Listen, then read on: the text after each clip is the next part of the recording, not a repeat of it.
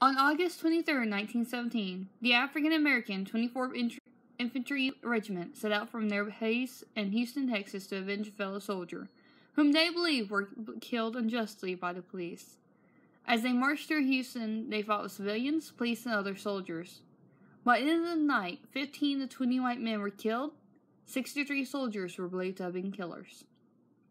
No soldiers were court-martialed, and what some called the largest murder trial in the history of the United States. The 24th Regiment was sent to Houston to guard the construction of a new base called Camp Logan. They were originally stationed in New Mexico, where they had been respected and called the Buffalo Soldiers. And when they came to Houston, they were relegated to guard and construction duty. They met heavy segregation and racism in the southern state, which they were unused to. Texas was the worst state for an African American to be stationed in. From 1898 on, many soldiers were killed, attacked, or falsely accused of crimes. The men arrived in Texas in late June 1917, with neither the African American soldiers nor the white officers pleased with their assignment. Houston was already tense due to police brutality and Jim Crow laws, which made the African American community terrified for their lives. The construction workers and the police both referred to the soldiers by racist slurs, and with a race riot that occurred in Waco not long after their arrival, all the soldiers were disarmed of their weapons. As racial tension grew, the soldiers began to feel more and more terrified for their lives. On the morning of August 23rd, a group of African Americans were playing a game when, for an unknown reason, the police burst in shooting the youths. A young woman was in the house nearby and was forced out in just her bathrobe. Private Alonzo Edwards was nearby, and he approached and questioned what was occurring.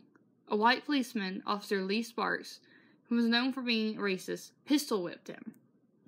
When Corporal Charles Baltimore heard what had happened, he went to Sparks to ask for the reason why the private had been arrested. He was clubbed by Sparks while questioning him. When Baltimore fled, Sparks shot at him. Rumors that Baltimore was dead spread throughout the camp, leading to an officer showing the live corporal to the troops. The soldiers were not mollified by this, though. Not long after the corporal was shown alive, men were spotted at the ammunition tent, and there were rumors of an approaching mob. Men grabbed their guns and formed a line in camp, ready to defend themselves and their base. They marched in the city toward the police station. Guards who were posted elsewhere heard what was going on and joined the men marching, killing the operator on the way. By the end of the night, several men were killed, and soldiers were in deep trouble. They were transferred to Camp Logan in New Mexico, where 118 men were arrested, charged with murder and mutiny, and put on trial as a court-martial.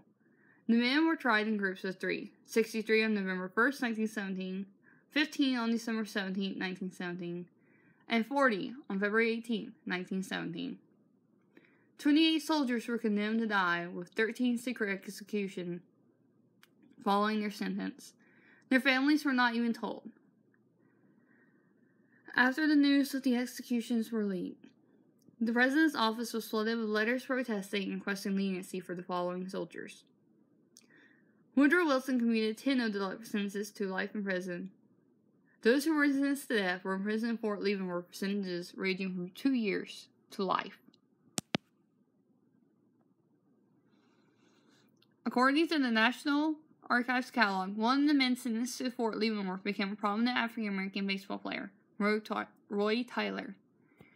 He was given permission to go on probation in order to play baseball, and had special permission to travel for away games. He eventually had to return to Fort Leavenworth in 1929, having been released on parole in 24 for committing another crime. He was arrested for stopping a man from harassing girls and removing him from the house. He was not arrested originally, but when he went to trial to watch, he was questioned. The man he was stopping did not accuse Tyler of having done anything. However, the sheriff felt that Tyler knew something and was involved in whatever the girls were supposedly doing. Tyler was brought to court and sent back to Leavenworth. Roy Tyler's story is only one of the many soldiers involved in this confusing riot. Historians disagree about the cause of the riot and whether there was a conspiracy, either between whites or the soldiers. Racial tension spilled up to this riot, and disgraceful behavior of the Houston cops did not help in the matter. Soldiers had to be contained and unarmed due to the behavior of police and citizens in Houston, However, no matter what led to the night, August 23rd, the riot should never be forgotten in history or ignored.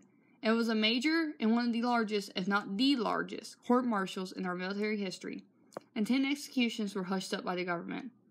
The Texas history books do not even remember or mention the riot of 1917, and if they do, it is incredibly brief.